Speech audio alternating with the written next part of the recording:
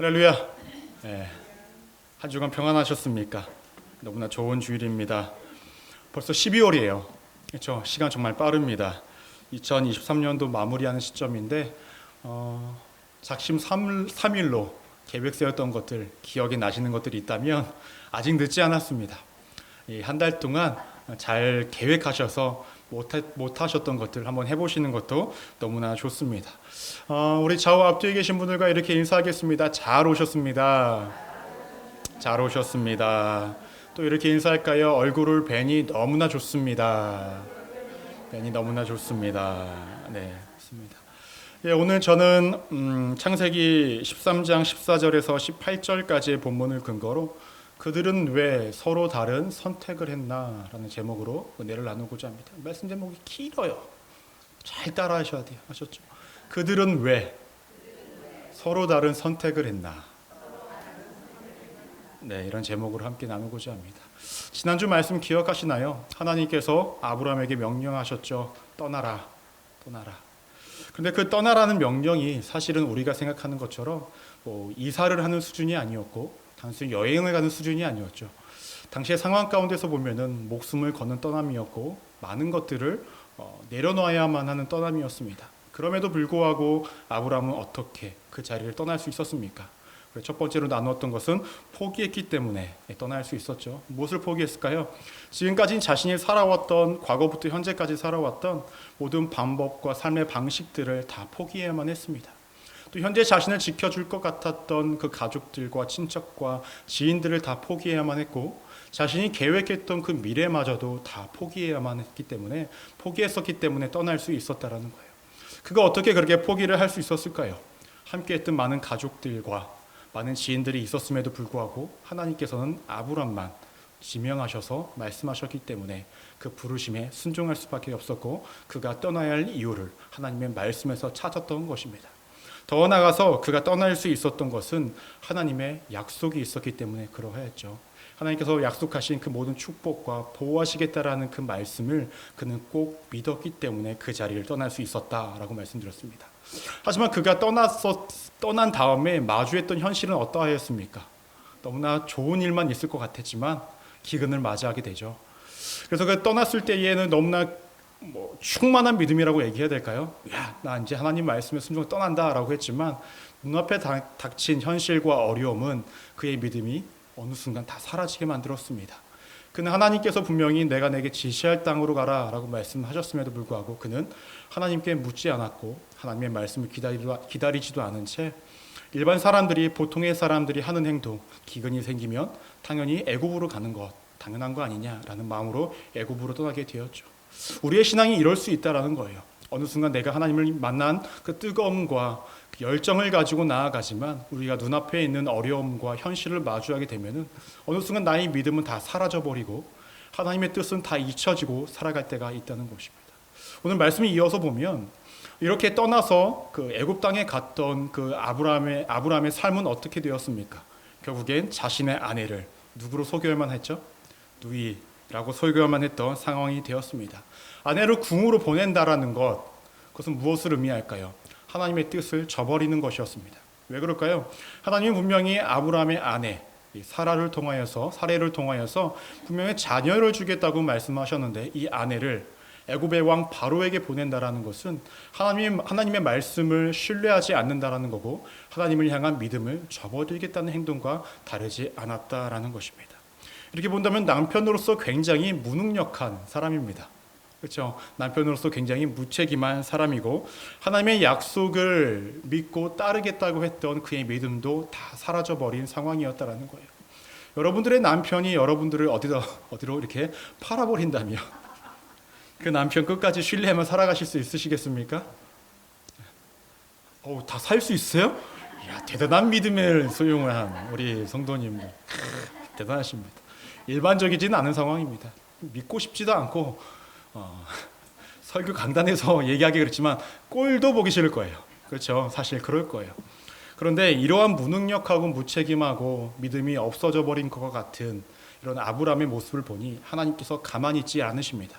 하나님께서 어떻게 행동하시냐면 창세기 12장 17절 말씀을 보시면 이렇게 언급합니다. 여호와께서 아브라함의 아내 사라의 일로 바로와 그 집에 큰 재앙을 내리신지라라고 얘기합니다. 아브라함이 도저히 감당할 수 없는 상황이 이루어지니 하나님께서 직접 일하시는데 그 일하시는 방법은 그 바로의 집에 큰 재앙을 내렸다라고 이야기합니다. 어떠한 재앙이 내려진지는 명확히 알 수 없지만 당시의 사람들의 생각 가운데에 자신의 가정과 자신이 거하는 곳에 재앙이 내려졌다고 한다면 어떤 신의 노여움 때문에 그렇게 되었다라고 생각을 했다는 거예요. 그렇게 되니 이 애굽의 왕 바로가 무엇을 하기 시작했을까요? 이 재앙이 내려진 원인을 찾기를 시작합니다.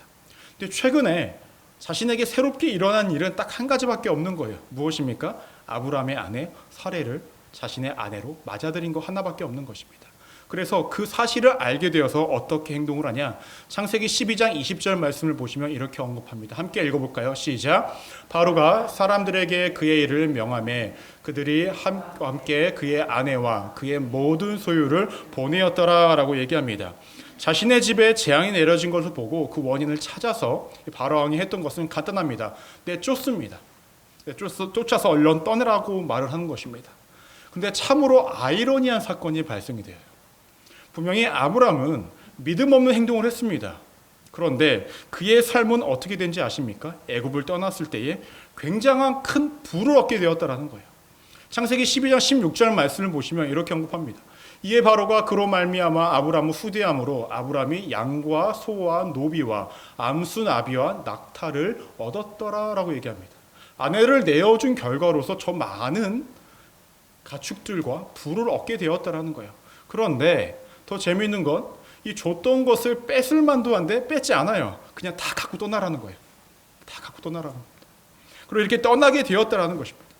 근데 이렇게 본다면 우리가 여기서 한 가지 포인트를 알고 계셔야 됩니다. 무엇이냐면 하나님은 우리의 부족한 믿음에도 불구하고 하나님의 약속은 여전히 진행 중에 있다라는 거예요. 이것이 정말 큰 은혜입니다. 우리가 하루하루를 살면서 우리의 믿음이 매일 성장하지는 않습니다. 때로는 하나님을 향한 믿음이 떨어질 때도 있고요. 아예 하나님을 외면할 때도 있습니다. 그때마다 하나님께서 우리를 평가하시고 심판하시고 나무라신다고 한다면 우리는 이 세상에서 살아갈 수 없다라는 거예요. 때문에 하나님께서 우리의 인간의 연약함을 아시기 때문에 우리가 부족하고 나약할지언정 그가 직접 하신 그 약속은 여전히 진행 중에 있다는 것을 우리가 잊어버리면 안 되라는 겁니다. 이것이 우리에게 너무나 큰 은혜이고 큰 사랑인 것을 잊지 마십시오. 우리가 죄악 가운데 우리가 정말로 하나님의 뜻대로 살아가지 못하는 인생 가운데 살아간다고 한다면 우리는 당연히 심판받아 마땅한 사람들이지만 그 모든 것들을 해소하기 위해서 누굴 보내셨습니까? 예수님을 보내시고 다니겠습니까? 때문에 여러분들 매일의 삶 가운데 내가 하나님의 뜻대로 살아가지 못하고 있다라고 스스로 자책하기보다는 그러한 뜻대로 살아가지 못한 것을 발견하였을 때에 그럼에도 불구하고 나를 끝까지 붙잡아 주신 하나님을 기억하시고 감사하는 삶을 살아가십시오. 더 나아가서 그 감사한 마음이 있다면 이제 그 죄악 가운데서 돌이키기 위해 애쓰시길 바랍니다. 하나님께서 원하시는 것은 그러한 모습이라는 것입니다. 말씀을 이어서 보시면 근데 이렇게 많은 부가 생김에 따라 문제가 한 가지 생겨집니다. 아브라함이 그 하나님의 말씀에 따라서 떠나왔을 때에 아브라함과 그의 아내 사레만 떠나왔던 것이 아니라 조카 롯이 함께 떠나왔죠.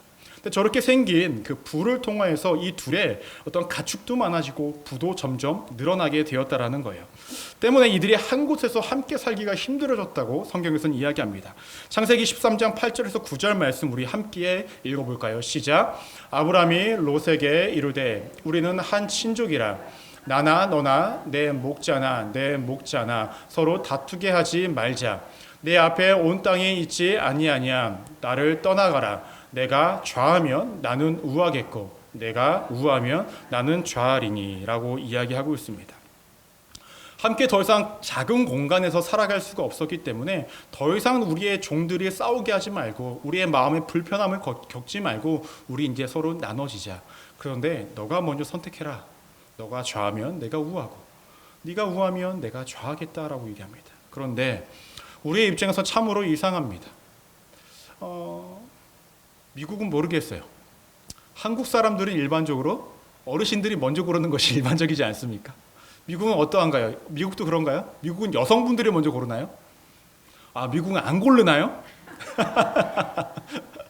아브라함입니까? 다 안 고르는? 예. 보통 이제 나이 든 사람을 먼저 고르게 하죠. 더군다나 이러한 부를 얻게 된 것도 사실은 참 창피한 일인데 어떻게 얻게 된 것입니까? 아브라함이 자기의 아내를 팔아먹다 좀 내어줌으로 통하여서 얻게 된 것 아닙니까? 그런 모든 부의 시작은 아브라함이 얻게 되었다고 한다면 사실 선택을 먼저 하는 것도 누가 먼저 하는 것이 맞습니까? 아브라함이 먼저 하는 것이 맞습니다. 그런데 아브라함은 먼저 선택하지 않고 누구에게? 조카 롯에게 먼저 선택하게 합니다. 그럼 조카 롯이 먼저 선택한 곳은 어디였을까요? 창세기 13장 10절 말씀으로 함께 한번 읽어볼까요? 시작. 이에 롯이 눈을 들어 요단 지역을 바라본즉 소알까지 온 땅에 물이 넉넉하니 여호와께서 소돔과 고모라를 멸하시기 전이었으므로 여호와의 동상 같고 애굽 땅과 같았더라라고 얘기합니다. 롯이 선택한 곳은 요단이라는 지역이었대요. 지금처럼 우리는 물이 넉넉하게 우리는 살아가지만 당시는 물이 넉넉하지 않았기 때문에 물이 있는 곳은 너무나 좋은 곳, 물이 있는 곳은 경제적으로 활성화된 곳, 물이 있는 곳은 살기 좋은 곳이었습니다. 때문에 롯이 딱 봐도 한눈에 봐도 물이 있는 요단 지역을 선택할 수밖에 없었죠. 가장 일반적인 선택이었다라는 것입니다. 누가 봐도 화려한 곳이었고 누가 봐도 안정적인 곳이었고 누가 봐도 살고 싶은 곳이었기 때문에 롯은 요단을 선택을 합니다. 그리고 이 둘은 헤어지게 됩니다. 그러면서 오늘 하시는 말씀이 우리가 함께 읽었던 14절과 15절 말씀입니다. 롯이 아브람을 떠난 후에 여호와께서 아브람에게 이르시되 너는 눈을 들어 너 있는 곳에서 북쪽과 남쪽 그리고 동쪽과 서쪽을 바라보라. 보이는 땅을 내가 너와 내 자손에게 주리니 영원히 이르리라 라고 말씀하십니다. 그렇다고 한다면 여러분 같으면은 어떠한 선택을 하시겠습니까? 롯과 같은 선택을 하시겠습니까? 아브람과 같은 선택을 하시겠습니까? 어떠한 선택을 하시겠습니까? 선택 안 하시는군요. 보통은 대부분의 사람들이 일반적으로 롯과 같은 선택을 합니다. 그런데 아브람은 왜 아무것도 선택을 하지 않는 이 극단적인 두 사람의 모습이 보이는가라는 거예요.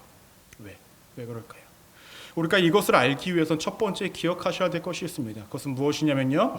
하나님의 도우심을 발견할 수 있는가에 따라서 우리의 선택은 달라질 수 있다는 거예요. 따라해볼까요? 하나님의 도우심을 발견할 수 있는가에 따라 달라집니다. 우리의 선택은 이 하나님의 도우심을 발견한다고 한다면 분명히 달라진다라는 것입니다. 우리 성도님들의 삶 가운데에 하나님의 함께 하심을 믿으십니까? 언제나 나의 삶 가운데 곁에 계심을 믿으십니까? 하나님은 여러분들이 믿든 믿지 않든 그거에 관계없이 우리와 함께 하십니다. 우리의 곁에 항상 계시다라는 거예요. 우리의 일상 가운데에 기적이 일어나는 상황에서도 그 기적 가운데 함께 계신 분이 하나님이시고 일상 가운데서는 평범한 삶을 살아가는 가운데 있어도 그 평범한 가운데서도 함께 하시는 하나님이시라는 겁니다. 그런데 중요한 것은 하나님을 믿는 사람들이 나와 함께 하심을 누군가는 발견하고 누군가는 발견하지 못한다라는 거예요. 아브람과 롯이 함께 떠났습니다. 그 가운데 일하시는 하나님의 모습을 아브람만 봤겠습니까? 그렇지 않아요. 곁에 있었던 롯도 함께 봤을 것입니다. 그런데 그 둘의 선택은 너무나 달랐습니다. 왜냐? 아브람은 발견한 거예요. 하나님이 일하심을, 하나님의 도우심을 말입니다. 그럼 구체적으로 아브람은 하나님의 도우심과 하나님의 함께 하심을 어떻게 발견할 수 있었는가라는 것입니다. 아까도 우리가 나눴지만 아브람은 자신의 아내를 누이로서 팔아먹습니다. 하나님의 말씀을 불신했다라는 거예요. 그럼에도 불구하고 그가 얻었던 것은 무엇이었습니까? 많은 가축과 많은 부를 얻게 되었다라는 거예요.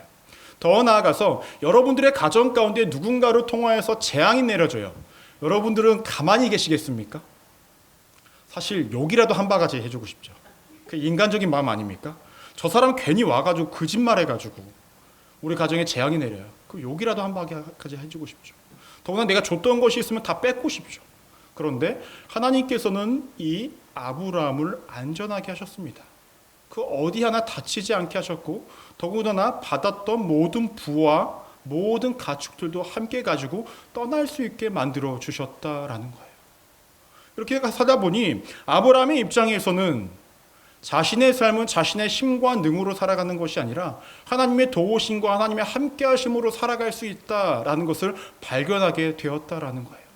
때문에 그의 선택은 눈앞에 보여지는 좋은 것을 롯이 선택한 요단을 선택한 것이 아니라 먼저 선택하게끔 내어주고 그가 선택한 것은 무엇이었냐면 하나님을 선택한 것입니다.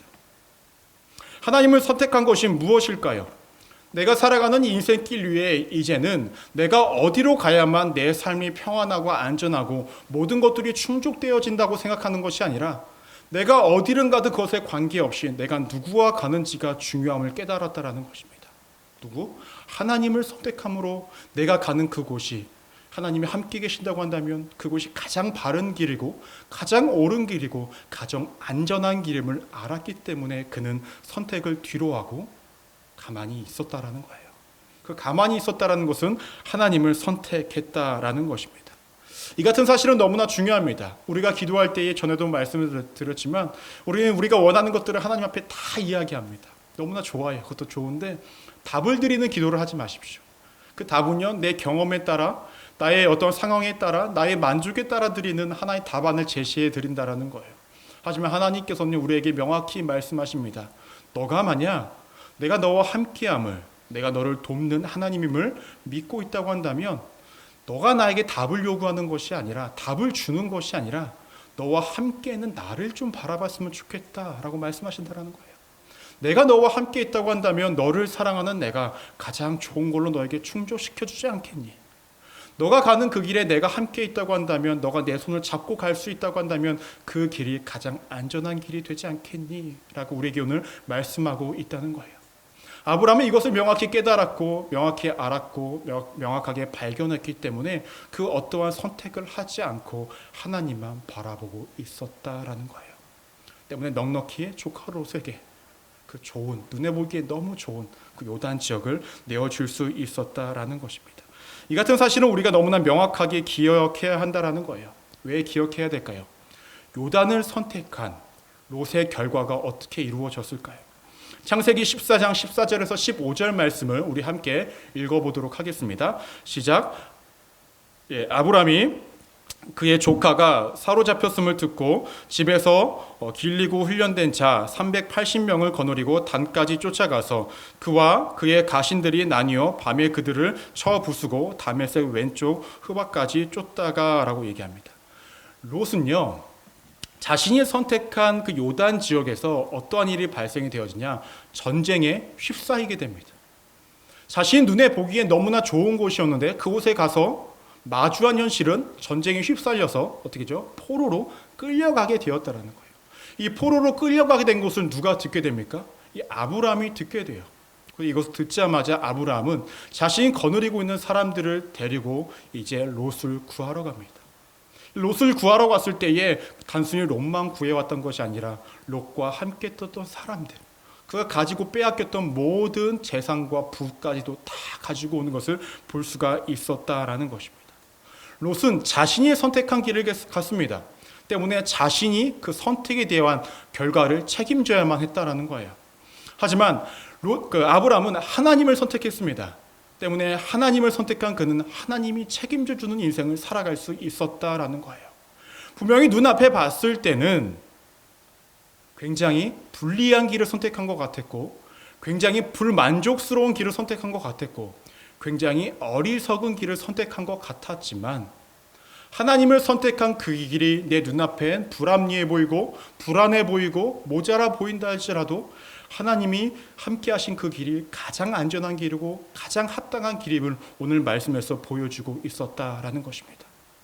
여러분은 인생을 살아가는 데 있어서 어떠한 선택을 하기를 원하십니까? 눈앞에 보이는 선택 너무나 매력적입니다. 그렇지 않습니까? 눈앞에 보이는 좋은 것들 선택하는 것 너무나 좋아요. 그런데요, 이것들을 선택하기가 너무나 쉽다라는 거예요. 왜냐? 아까도 말씀드렸듯이 누구나 선택할 수 있고 누구나 선택하고픈 일반적인 선택이기 때문에 그러합니다. 하지만 하나님께서 명확하게 말씀하십니다.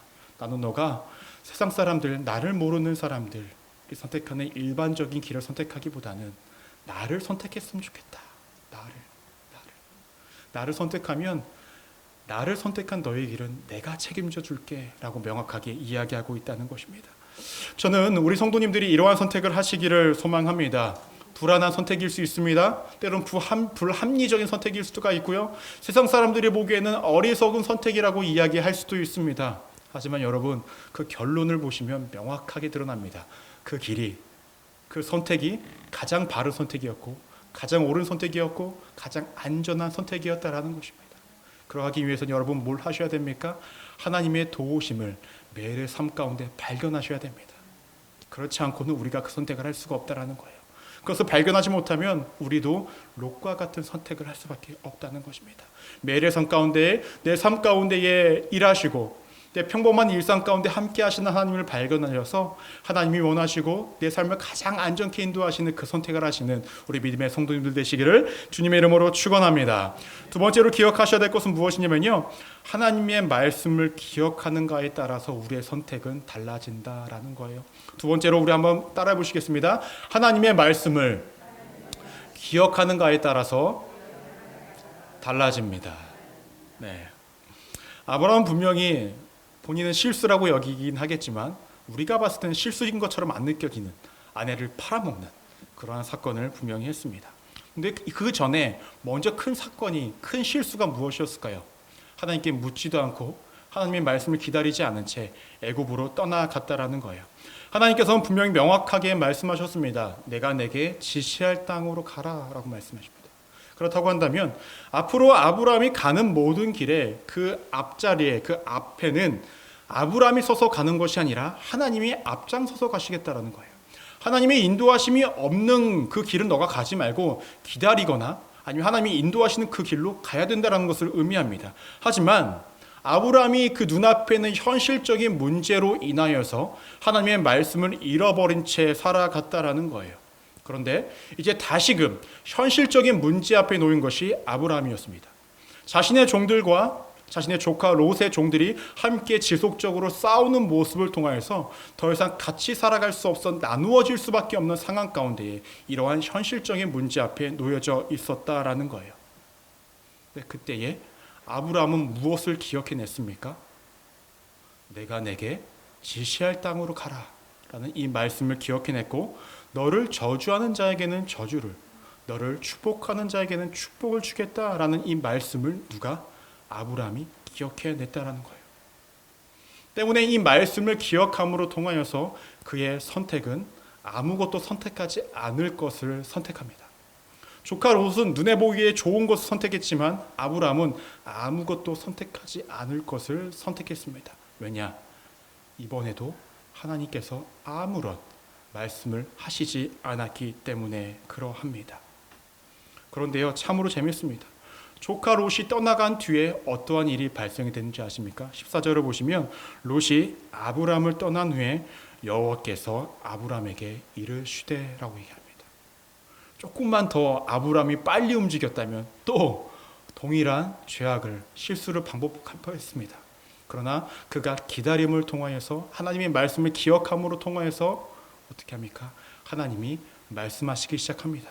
어떠한 말씀을 하셨습니까? 16절 말씀을 보시면 우리 함께 읽어볼까요? 시작! 내가 내 자손이 땅의 티끌 같게 하리니 사람이 땅의 티끌을 능히 셀 수 있을진데 내 자손도 세리라 라고 말씀하십니다.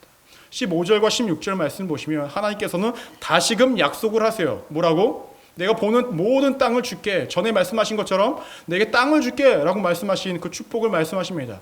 전에 말씀하신 것처럼 내게 자손을 줄게 라고 하신 말씀을 다시금 한번 자손을 줄게 라고 이렇게 말씀하고 있다는 거예요. 왜 하나님께서는 다시금 이 약속을 떠오를 수 있게끔, 다시금 상기시킬 수 있게끔, 다시금 기억하실 수 있게끔 또 말씀하셨는가라는 거예요. 간단합니다. 너 가는 길 불안해하지 마, 이겁니다. 내가 너에게 약속했잖아. 그러니 불안해하지 말고 너 그 길 그냥 걸어가면 돼. 왜냐? 나는 약속을 지키는 하나님이기 때문에 너 불안해하지 말고 내가 너와 함께함을 경험하며 느끼며 체험하면서 걸어가라 라고 하나님께서 이렇게 말씀하신 것입니다. 우리가 인생을 살다 보면 선택이 기록에 놓여질 때가 있습니다. 이것이 맞을까? 아니면 저것이 맞을까? 이것을 우리가 고민하며 선택을 하며 살아갑니다. 여러분, 그런데 우리가 인생을 살다 보면은 어떤 것이 더 나은 선택인지 우리가 알 수 있을까요? 알 수 있습니까? 저는 없다고 봅니다. 왜냐하면 두 가지 중에 한 가지를 선택하면 이 한 가지는 우리가 경험하지 못하고 체험하지를 못해요. 다만 예상할 뿐이죠. 그때 그걸 선택했었으면 좀 나았을 텐데, 나는 정도만 아는 것이 전부입니다. 또 이대로 또 다른 선택을 했으면 또 반대쪽을 또 그렇게 생각했겠죠. 우리는 아무것도 알 수가 없다라는 것입니다. 그래서 우리는 더 나은 선택을 하고 싶다고 이야기를 하지만 더 나은 선택이 무엇인지를 알지도 못한 채 우리는 선택을 하면서 살아가는 것이 우리네 인생이라는 거예요. 그런데 가장 완벽한 선택이 있습니다. 무엇입니까? 하나님을 선택하시면 됩니다.